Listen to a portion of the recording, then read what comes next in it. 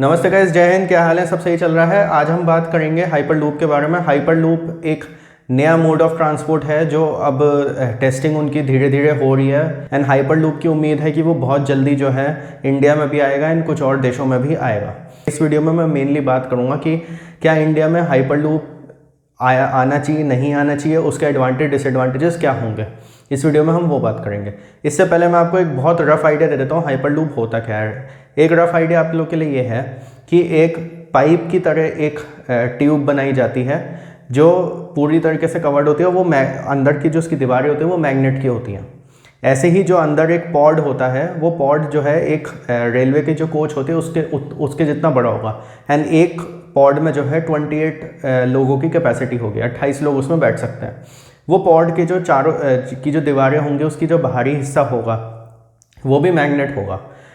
And इसमें होता क्या है कि देखिए जैसे मैग्नेटिज्म अगर आप लोगों ने पढ़ा हो तो नॉर्थ साउथ अगर होता है तो वो अट्रैक्ट करता है, नॉर्थ नॉर्थ होता है या साउथ साउथ होता है तो वो अट्रैक्ट नहीं करता है।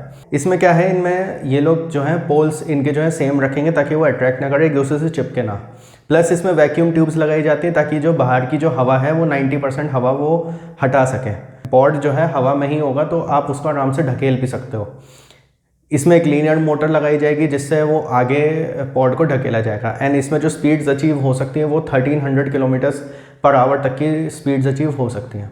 जिसका मतलब ये है कि आप मुंबई से पूना आधे घंटे में पहुंच सकते हैं। आप लोग अगर यूएस के हिसाब से मैं आपको बताऊं तो डैलस से ह्यूस्टन आप लोग आधे घंटे में पहुंच सकते हैं। वॉशिंगटन से न्यूयॉर्क आप लोग आधे घंटे में पहुंच सकते हैं। ये सब हाइपरलूप का पूरा कंसेप्ट है। डिटेल्ड अगर आपको इंजीनियरिंग वगैरह चाहिए तो बहुत अच्छे अच्छे वीडियोस हैं यूट्यूब पे, आप वो भी देख सकते हो। यहाँ पे अब बात आती है एडवांटेजेस एंड डिसएडवांटेजेस क्या होंगे हाइपरलूप के इंडिया में। कार्बन एमिशंस कह लो आप या फिर आप कार्बन फुटप्रिंट बोल लो, ये बहुत कम होंगे हाइपरलूप के कंसेप्ट में। उसका रीज़न सिंपल से यही, ये बिजली यूज़ करता है और बहुत कम बिजली यूज़ करता है।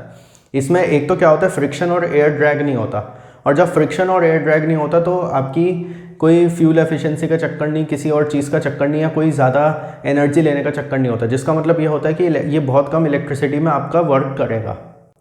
सबसे बड़ा फ़ायदा इसका है कि कार्बन फुटप्रिंट आपका कुछ नहीं होगा। उसके बाद दूसरा इसका फ़ायदा आता है इसकी स्पीड। जैसे मैंने आपको बताया ये प्लेन से भी तेज़ भागेगा। 600 to 700 माइल्स पर आवर का बता रहे हैं, जिसका मतलब है मान के चलो आप 1000 से 1100, 1200 या इवन 1300 किलोमीटर पर आवर भी कहीं नहीं गया। अगर हम बहुत एडवांस लेवल ऑफ हाइपरलूप देखें तो 1300 किलोमीटर पर आवर कहीं नहीं गया इसमें। तीसरा इसका एडवांटेज इसमें ये होगा कि ये बिजली बहुत कम खाएगा। अब ये थोड़ा बहुत कार्बन फुटप्रिंट वाले पॉइंट से ही रिलेटेड है, बट क्या है कि देखिए अगर आप मेट्रो भी चला रहे हैं या अगर आप इलेक्ट्रिक ट्रेन्स भी चला रहे हैं तो आपको ये होता है कि भाई बिजली कितनी जाएगी, क्योंकि देखिए बिजली जो आप प्रोड्यूस कर रहे हो उसमें भी आपको कार्बन फुटप्रिंट देखना होता है।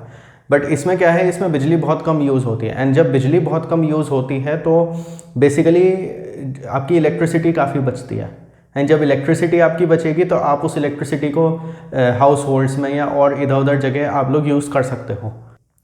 चौथा इसका फ़ायदा ये है कि जो कंट्री हाइपरलूप लेकर आएगी सबसे पहले उनका एक अलग नाम हो जाएगा। अब जैसे मैंने अभी एक वीडियो बनाया था बुलेट ट्रेन क्या इंडिया में ज़रूरी है नहीं है एंड ऑल दैट, तो उसमें मैंने ये चीज़ बताई थी कि भाई देखो अगर हमें बुलेट ट्रेन केवल इस वजह से बनानी है कि हाँ देखो हम लोग बुलेट ट्रेन चला सकते हैं तो बात अलग है। बट अगर हमें इकोनॉमिक्स के हिसाब से चलानी है तो फिर बुलेट ट्रेन जो है इतना सही प्रोजेक्ट नहीं है। हाइपरलूप में दोनों चीज़ें हैं, इसमें आपकी इकोनॉमिक्स भी बच रही है, इसमें आपकी वो भी हो रही है, क्या कहते हैं, आपकी कंट्री की भी एक पॉपुलैरिटी बढ़ेगी इसमें आप ये नहीं कह सकते कि भाई जैसे मैंने वो बुलेट ट्रेन वाला वीडियो अगर आप लोगों ने देखा हो तो मैंने उसमें क्या बताया कि bullet train and plus Indian Railways को हमें कंबाइन कर देना चाहिए एंड इंडियन रेलवेज़ को ही अपग्रेड कर देना चाहिए एंड हमें जो है उसके अलावा हाइपरलूप पे ज़्यादा ध्यान देना चाहिए। इसलिए ही मैं कह रहा हूँ कि हाइपरलूप का कंसेप्ट बिल्कुल ही डिफरेंट कंसेप्ट है एंड जब एक बहुत ही डिफरेंट कंसेप्ट है तो ऐसे में अगर आप मान लीजिए मुंबई अहमदाबाद, दिल्ली अहमदाबाद, दिल्ली देहरादून, दिल्ली अमृतसर या दिल्ली वाराणसी, दिल्ली कलकत्ता वाले ऐसे या चेन्नई हैदराबाद ऐसे वाले रूट्स अगर आप बनाते हो हाइपरलूप में वो ज़्यादा बेटर होगा। आई नो कि लैंड एक्विजिशन इसमें बहुत बड़ी प्रॉब्लम होगी, वो हम डिसएडवांटेजेस में डिस्कस करेंगे, but the main thing is कि बुलेट ट्रेन में एक्स्ट्रा इंफ्रास्ट्रक्चर लगाने से बेटर है कि हम वही इंफ्रास्ट्रक्चर को हाइपरलूप के लिए ही यूज़ कर लें। एक लास्ट एडवांटेज और है इसका, क्योंकि ये एक ट्यूब में चलता है तो जो एक्सीडेंट्स का जो वो होता है, एक्सीडेंट्स का जो रेट होता है वो बहुत ज़्यादा कम है इसमें, इवन प्लेन से भी बहुत ज़्यादा कम है। इसमें सेफ्टी मेजर्स बहुत हाई लेवल के होते हैं।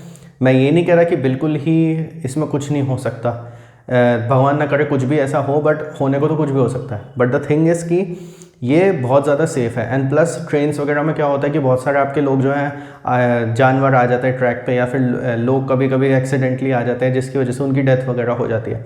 वो चीज़ इसमें नहीं रहेगी, बिकॉज इसमें आपका वो ट्यूब जो है पूरी की पूरी बंद है।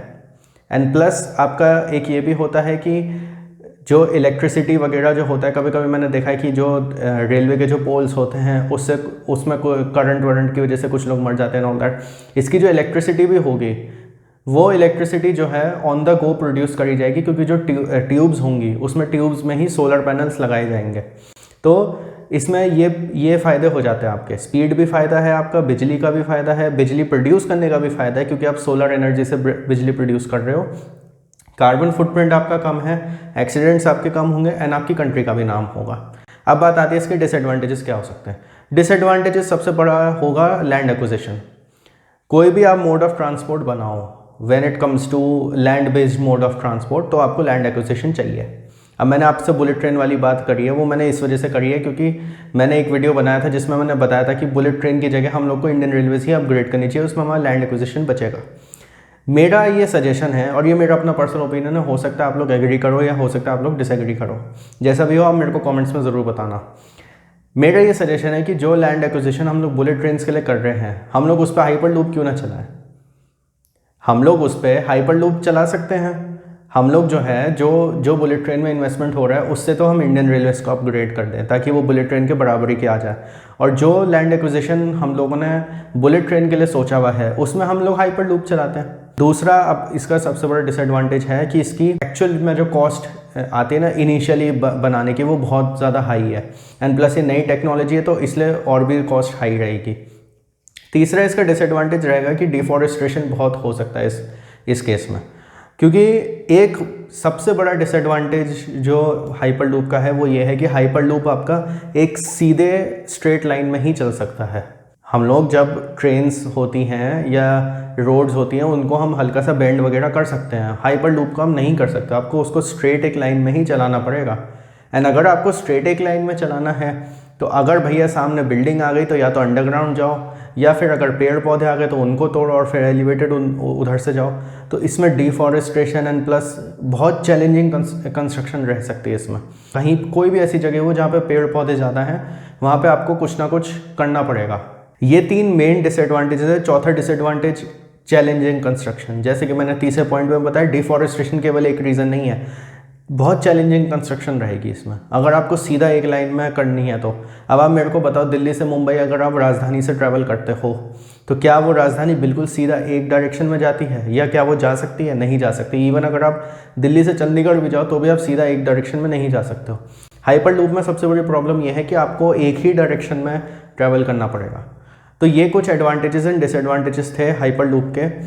अगर आपको कुछ और ऐड करना हो तो प्लीज़ कमेंट करिएगा। एंड आप अब मेरे को ये चीज़ बताइए कि हाइपर लूप ज़्यादा ज़रूरी है हमारे लिए, या हमारे लिए बुलेट ट्रेन ज़्यादा ज़रूरी है, एंड या फिर हमारे लिए इंडियन रेलवेज़ का अपग्रेडेशन ज़्यादा ज़रूरी है। मैंने पहले एक वीडियो जो बनाया था bullet train and Indian Railways को कंबाइन करने का, उसी से ही रिलेटेड आप इस वीडियो को भी मानो। अगर आपने वो वीडियो नहीं देखा है तो उस वीडियो को इसके बाद ज़रूर आप देखना, आप समझ जाओगे मैं क्या कहना चाह रहा हूँ। लाइक करिए वीडियो को, शेयर करना and subscribe to the channel for more of this content. Thank you for watching the video.